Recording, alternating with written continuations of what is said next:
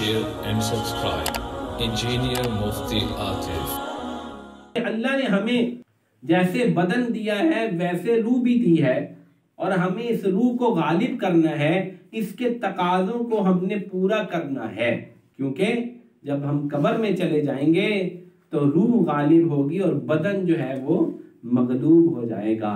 اصل سارا معاملہ قبر کے اندر روح پر عذاب و ثواب کا ہوگا، اس لیے ہم نے اس روح کو مضبوط کرنا ہے، ہم نے اپنی روحانیت کو مضبوط کرنا ہے، اس لیے ہمیں کم کھانا ہوگا۔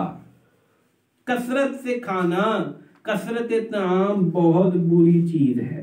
ایک حکایت کرتا ہوں، ان ابلیس لعنہ اللہ عرض لیحییٰ ابن زکریا علیہ السلام، ابلیس ایک دن انسانی شکل میں حضرت یحییٰ کے پاس آیا جو حضرت زکریا علیہ السلام کے بیٹے اور بڑے نبی تھے۔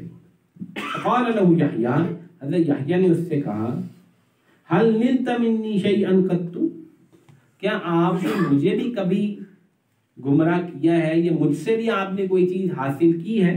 قال لا، کہا کبھی بھی نہیں، الا انہ قدم الیک الطعام لیلتا فیشتہیہ الیک حتی شبعت منہ فنمت عن ذلتک، کہا ایک رات ایسا ہوا تھا،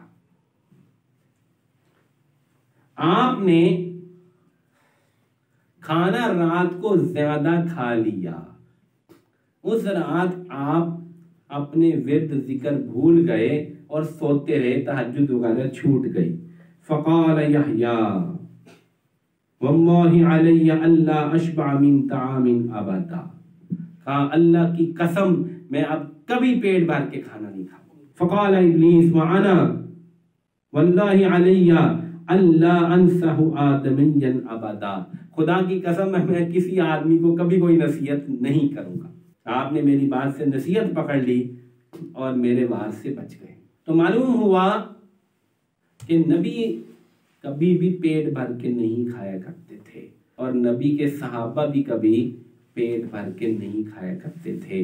امی جان عائشہ نے کئی مرتبہ روایت سنائی ہے کہ 2 مرتبہ کھانا کھایا تو آپ علیہ السلام نے تنبیہ فرمائی اور کہا کہ کیا تم زندگی کا مقصد صرف کھانا ہی بنانا چاہتی ہو؟ تو کثرت طعام یہ آج کی وہ بدعت ہے، وہ اس دین کے اندر کمزوری کی سب سے بڑی وجہ ہے، بڑی وجوہات میں سے ایک ہے۔